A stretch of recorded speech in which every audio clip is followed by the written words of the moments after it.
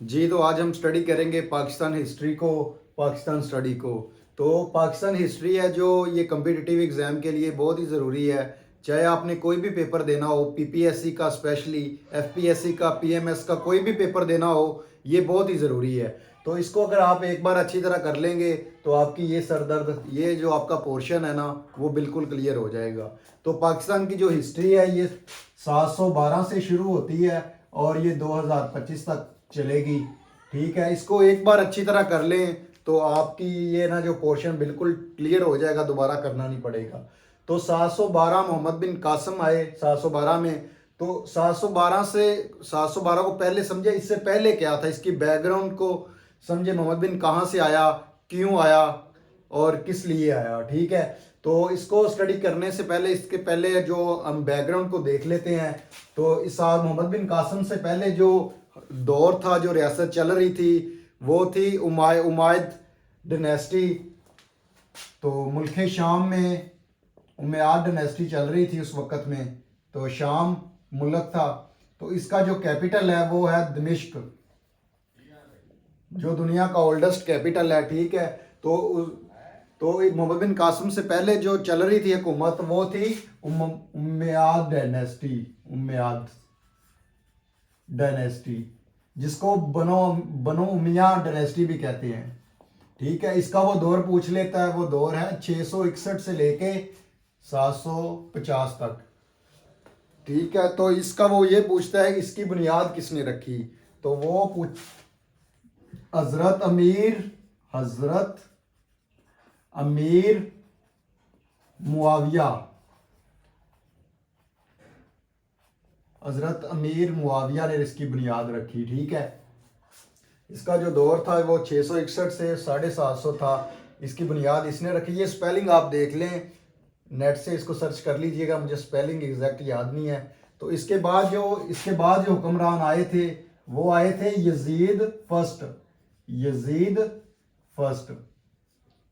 ठीक है, ये तकरीबन रहे हैं 662 के दौर में आए हैं ये यजीद। यजीद के बाद आए हैं मरवान फर्स्ट, मरवान फर्स्ट। ठीक है, तो मरवान के बाद जो अगले हुक्मरान थे वो आए थे।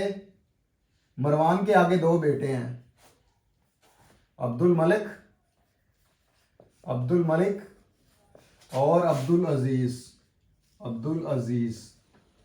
ठीक है, और अब्दुल मलिक के आगे चार बेटे हैं। उसका नाम है, पहले का नाम है वलीद, दूसरे का नाम है सलमान। ठीक है, तीसरे का नाम है यजीद सेकंड, यजीद सेकंड, और चौथे का नाम है हशाम, हशाम। ठीक है, ये वो हुक्मरान थे जो सलमान मोहम्मद बिन कासिम के दौर से पहले जो हुक्मरान आए हैं, ये वो हैं। पहले आए हैं हजरत अमीर मुआविया, उनके बाद यजीद, उनके बाद मरवान, उनके बाद हुकूमत आती है अब्दुल मलिक की। ठीक है, फिर ये आगे हुकूमत दे देते हैं अपने बेटे वलीद को। वलीद आगे हुकूमत देता है सुलेमान को। सुलेमान आगे देता है अब्दुल अजीज के बेटे उमर बिन अब्दुल अजीज। अपने कजन को हुकूमत दे देता है सलमान अब्दुल अजीज। अब्दुल अजीज फिर देता है यजीद को, यजीद देता है आगे हिशाम को। तो ये 1 बाय 1 हुक्मरान है जिन्होंने हुकूमत की है मोहम्मद बिन कासिम से पहले। तो इसका वो लास्ट हुक्मरान पूछता है, वो है Marwan second, Marwan second was the last ruler of Umayyad dynasty. ठीक है, तो इसको हम आगे देख लेते हैं। वलीद ने ही भेजा था मोहम्मद बिन कासिम को। ठीक है ना, मोहम्मद बिन कासिम को वलीद ने ही भेजा था इधर सिंध पे हमला करने के लिए। तो वो अगर हम आगे देखने, आगे की वो जो हिस्ट्री है वो क्या है।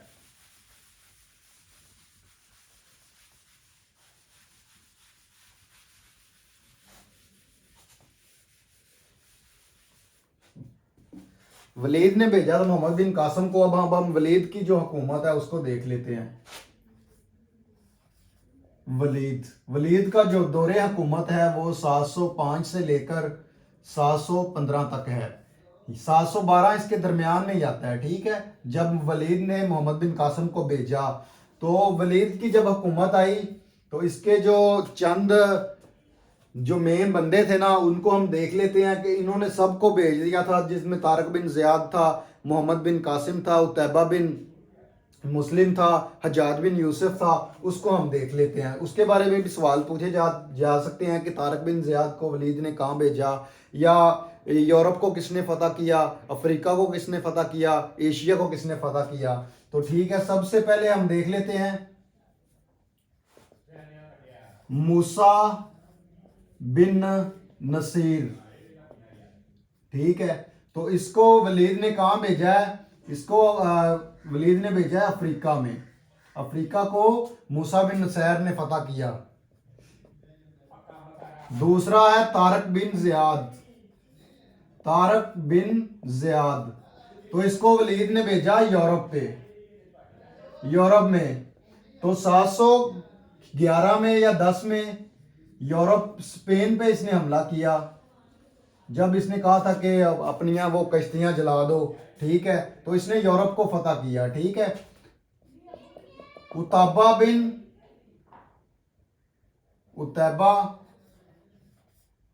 उतैबा बिन मुस्लिम ने किया है वस्ती एशिया को, वस्ती एशिया को इसने फतह किया, ठीक है। फिर आगे हमारे पास आ जाता है हज्जाज बिन यूसुफ, हज्जाज बिन यूसुफ, हज्जाज बिन यूसुफ। इसने किसको? इसने बसरा को फतह किया, ठीक है। यहाँ पे करके ना एक बसरा था इलाका जो आजकल इराक में है। पहले ये एक ही शाम मुल्क, शाम सीरिया की ये सारी रियासत हुआ करती थी, मगर ये बसरा अब जो है इराक में है, ठीक है। तो अगला जो इसका है बशिंदा है वो है मोहम्मद बिन कासिम, मोहम्मद बिन कासिम, जो हिंदुस्तान सिंध में है। इसको वलीद ने भेजा। तो इसको क्यों भेजा वलीद ने, हज्जाज बिन यूसुफ ने मोहम्मद बिन कासिम को सिंध में क्यों भेजा, उसको उसकी रीजन हम देख लेते हैं।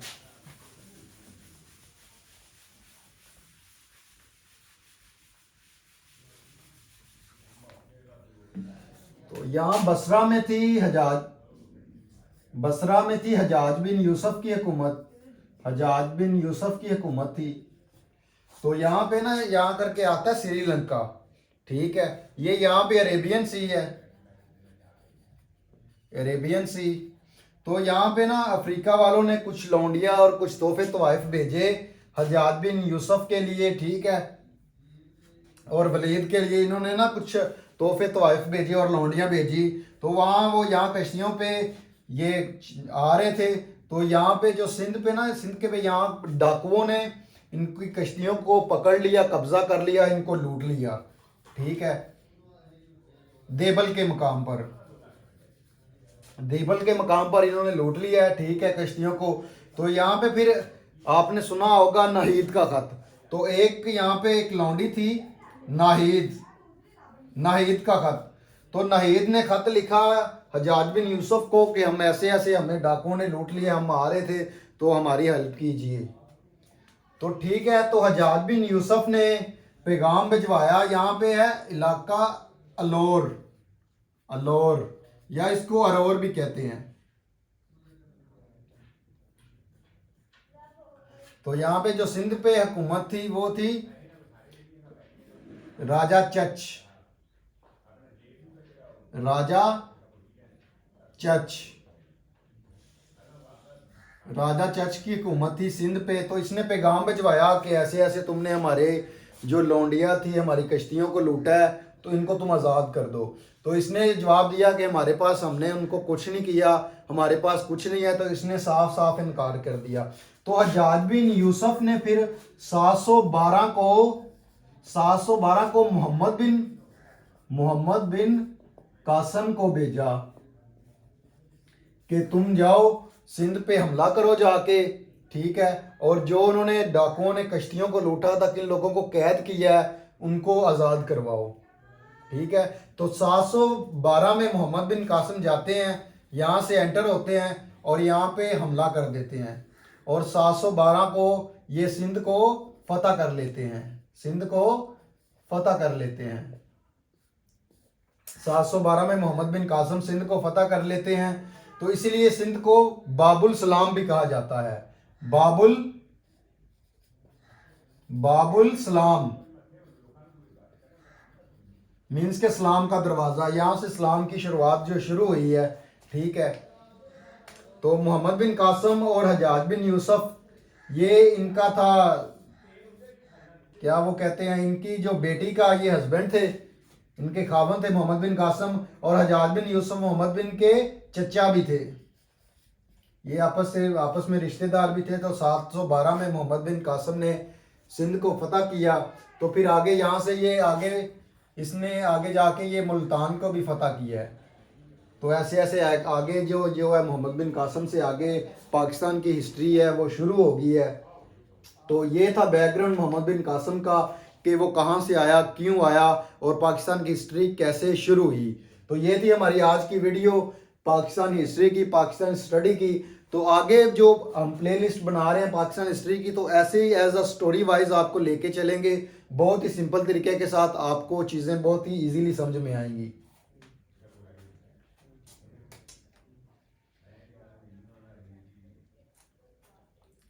तो यहाँ पे